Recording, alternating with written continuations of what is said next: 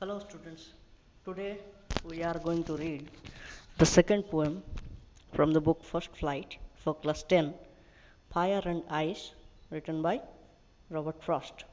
तो प्यारे स्टूडेंट्स, आज हम लोग पढ़ने जा रहे हैं क्लास 10 की फर्स्ट फ्लाइट बुक की दूसरी कविता फायर एंड आइस, जो कि एक जाने माने अमेरिकन कवि रॉबर्ट फ्रॉस्ट ने लिखे हैं। तो चलिए आगे बढ़ते हैं और आज का क्लास शुरू करते हैं। पहले हम लोग इस पोएम का एक जनरल ओवरव्यू देखेंगे कि इस पोएम में क्या बोला गया है। Fire and ice is a famous poem by American poet Robert Frost. This short poem deals with the familiar question about the ending of our world. तो जैसे ही हम इस पोएम को पढ़े तो इसमें हम लोग देखेंगे ये कविता में क्या प्रश्न उठाए गए हैं कि ये दुनिया का अंत कैसे होगा। यही एक क्वेश्चन है जो कि सबके मन में घूम रहा है। The poem is a symbolical one.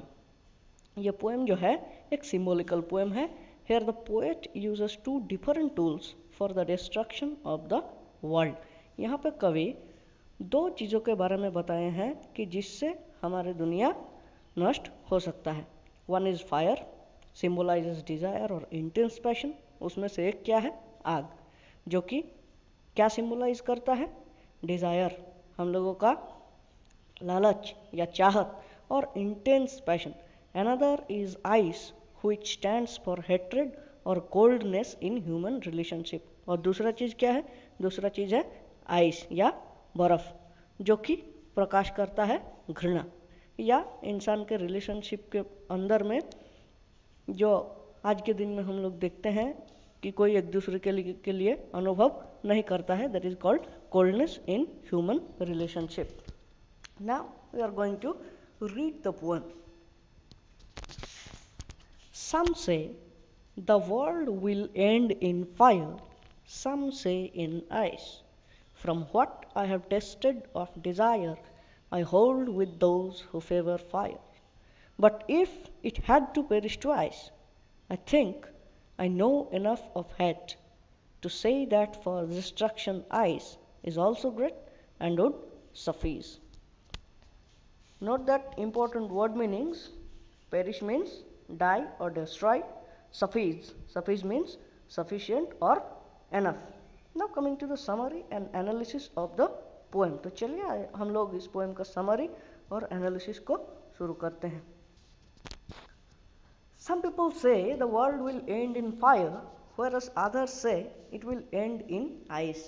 तो जैसे ही हम लोग देख रहे हैं पोएम में, पोएम का शुरुआत कैसे होता है? सम से, मतलब पीपल बोलते हैं। तो कुछ कुछ आदमी बोलता है कि ये हमारे पृथ्वी कैसे ख़त्म होगा? फायर में। तो कोई कोई बोलता है कि नहीं, फायर में नहीं, ये ख़त्म होगा आइस में। मतलब कोई बोलता है कि ये हमारे डिज़ायर से ख़त्म हो सकता है, तो कोई बोलता है कि नहीं, कि ये हमारे घृणा से ख़त्म हो सकता है। According to the poet, fire stands for desire, passion, greed और लास्ट। लेकिन पहले दो लाइन में कवि ने क्या बताया कि दुनिया का लोग बोलता है, और थर्ड लाइन में कवि अपने पॉइंट ऑफ व्यू को बताते हैं कि मुझे जो पता है वो क्या है। Fire stands for desire, passion, greed और लास्ट। ये हमारे लोग लालसा या चाहत को सिग्निफाई करता है। The more we try to satisfy them, the more they grow. हम लोग जितने अपने चाहत को पूरा करने के लिए दौड़ते हैं, उतना वो हमारे मन के अंदर बढ़ने लगता है। Desire spread rapidly like fire. कहीं पे अगर आग लगता है तो वो जैसे तुरंत फैल जाता है, वैसे ही डिज़ायर भी हमारे मन में तुरंत फैलने लगता है। And consumes our entire life. और इसी के पीछे दौड़ते दौड़ते हम लोगों की पूरी ज़िंदगी बर्बाद हो जाता है। Desire motivates us to such things which led to destruction. हमारा चाहत हमको एक ऐसी जगह पे ले जाता है कि जहाँ से हम लोगों का ज़िंदगी पूरा नष्ट हो जाता है, डिस्ट्रॉय हो जाता है। The poet says that from what he is aware about fiery desires, he would support the people who say that fire will destroy the world. Poet बता रहे हैं कि उनका जो अपना अंडरस्टैंडिंग है, वो जो खुद जान रहे हैं कि फायरी डिज़ायर, इंसान के अंदर जो डिज़ायर्स है वो उनको कहाँ लेके जाते हैं? डिस्ट्रक्शन की तरफ लेके जाते हैं। तो इसीलिए कवि किन लोगों को सपोर्ट कर रहे हैं? कि जो इसको सपोर्ट करते हैं, इस बात को सपोर्ट करते हैं कि इस पृथ्वी को नष्ट कौन करेगा? Fire. Then putting aside the first opinion, उसके बाद कवि क्या करते हैं, अपना जो फर्स्ट ओपिनियन था, पहला जो बात था, उसको साइड में रख के ही considers if the world has to expire twice ice would be equally strong to end it. उसके बाद कवि बता रहे हैं क्या, कि अगर इस दुनिया को दोबारा ख़त्म होना है तो ice would be equally strong to end it. Fire की तरह ही आइस भी इस दुनिया को ख़त्म करने में सक्षम है।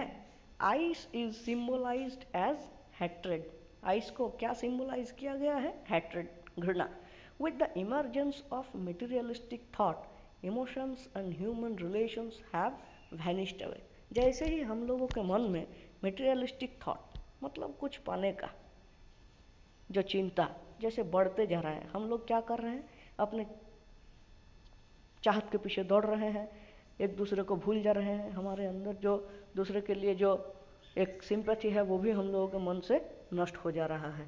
दो hatred spread slowly it has the same effect like desire. घृणा हमारे मन में धीरे धीरे बढ़ने लगता है, ये फायर की तरह तुरंत नहीं फैलता, लेकिन फिर भी इसके अंदर वो कैपेसिटी है, डिज़ायर की तरह ये भी हमारे पृथ्वी को ख़त्म कर सकता है। So just as fire ice also has the capacity of destroying the world. तो फायर की तरह आइस का भी ये कैपेसिटी है कि जो वो दुनिया को डिस्ट्रॉय कर सके। Now coming to the rhyme scheme, इसका राइम स्कीम क्या है? तो देखिए फिर से एक बार इस पोएम को हम लोग पढ़ते हैं। सम से the world will and in fire, कुछ लोग बोलते हैं कि ये दुनिया फायर में खत्म होगा, तो सम से इन आइस, कुछ बोलते हैं कि आइस में खत्म होगा।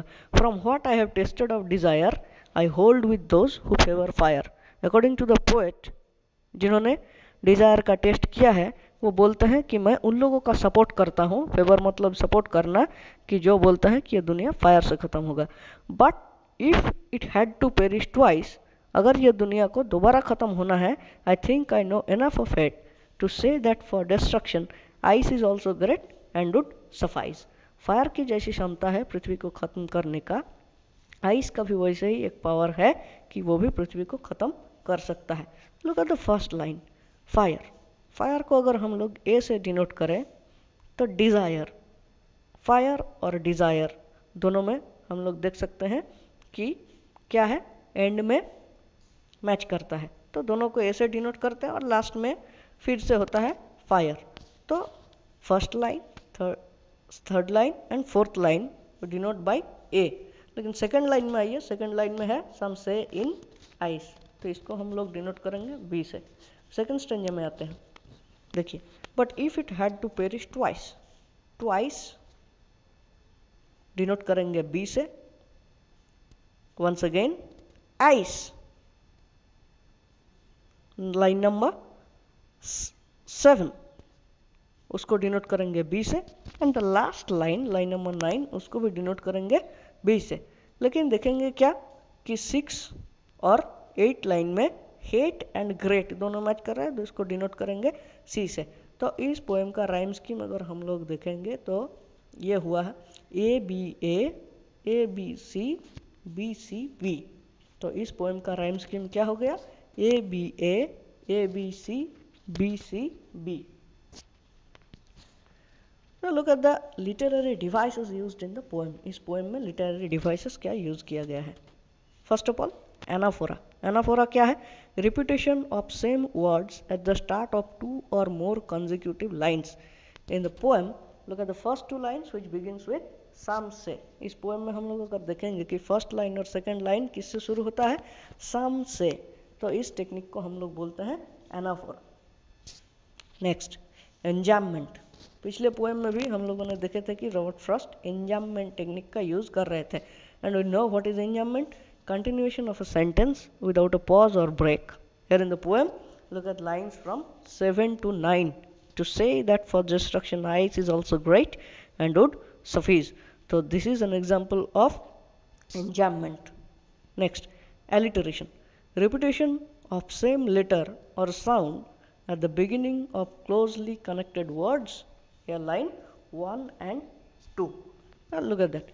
Some say, S S. Some say the world will end in fire. Some say in ice. So this is called alliteration, repetition of the same letter. इसके अलावा भी हम लोगों को इसमें एजोनेंस और कॉन्सोनेंस देखने को मिलता है. Assonance and consonance already discussed in the first poem. So thank you students for watching. For more videos, subscribe my channel Subho Speaks. Thank you.